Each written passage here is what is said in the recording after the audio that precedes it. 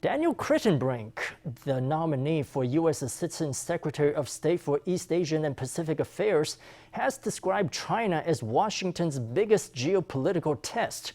Speaking at his confirmation hearing, Kritenbrink said his priority as Assistant Secretary would be to strengthen U.S. ties with its allies and partners, including Taiwan. Also on Tuesday, U.S. President Joe Biden met with leaders of the European Union in Brussels to reinforce alliances against the Chinese threat. After the summit, the U.S. and EU leaders released a joint statement that emphasized the importance of peace across the Taiwan Strait. We are committed. We have never fully left, but we're reasserting the fact that it's overwhelming the interest of the United States of America to have a great relationship with NATO and with the EU. After wrapping up the G7 summit in the UK, Biden met with European leaders in Brussels on Tuesday. After the US-EU summit, the members released a statement similar to the G7 communique. It underscored the importance of peace and stability across the Taiwan Strait and encouraged the peaceful resolution of cross-strait issues. It also said the US and EU would continue to coordinate on shared concerns, including ongoing human rights violations in Xinjiang and the erosion of autonomy and democratic processes in Hong Kong. It said both sides remained seriously concerned about the situation in the East and South China Seas.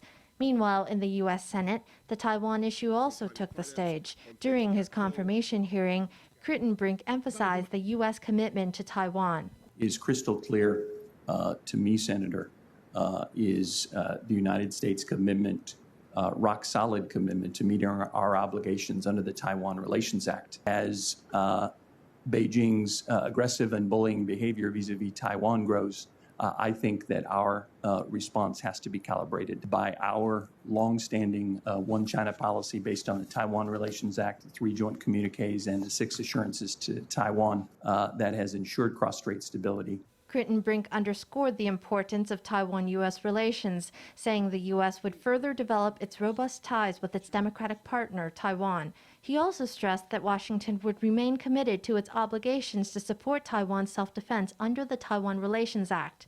On Tuesday, China entered Taiwan's airspace once again, this time sending a wave of 28 planes. In response, Pentagon spokesman John Supple said that China's increasing military activities were destabilizing and raising the risk of miscalculation. Supple stressed that the U.S. would continue deepening its unofficial security relationship with Taiwan.